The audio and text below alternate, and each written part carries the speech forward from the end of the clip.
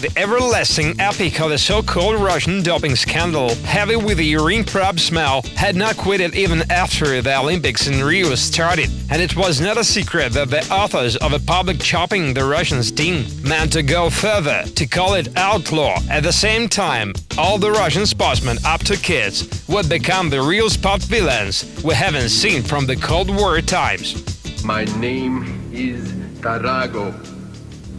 I'm a fighter from the Soviet Union.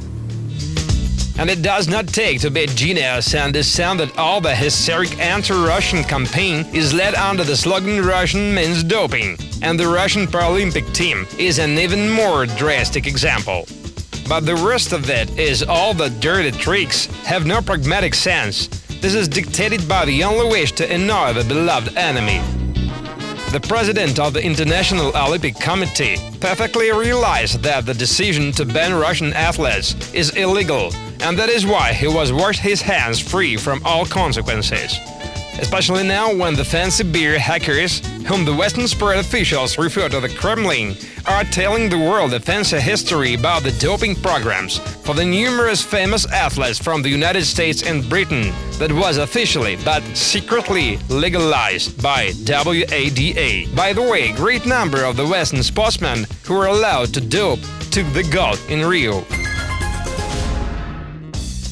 It is obvious that practical harm for Russia is null in case the main Russian team was banned, that it would be a great damage for the Russian sports industry, its role in the international sports society and the government's self-esteem.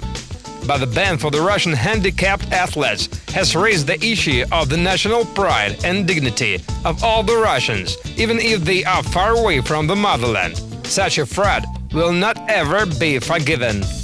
For the Russians, it is now clear that the reputation of the Western sports structures is extremely questionable. It seems that sports officials are so dumb to understand that from now the Russian people finally lost credibility for the values declared by the West. With a cool insolence of banning those deceitful Russians, the WADA and the International Paralympic Committee are not still able to understand what terrible consequences they are about to face, when several months later it will become clear that the Russian athletes were banned illegally. The Russian government is free of fools to prove that no one must be punished twice for an offense, because that international norm is universal for all the sportsmen, wherever they are from. And at that moment, Moscow will do what the West usually does. It will sue the sport organizations tied with it to get back what the Russians do deserve. It will turn out that, according to the respective sports experts, the banned Russian athletes accused of doping must have been not an extra, but pretenders for the Rio's gold. It's awful to think how much money they will pay for the damages they did to the athletes, countries and sponsors as well. It will be fantastic money. No mercy, just money.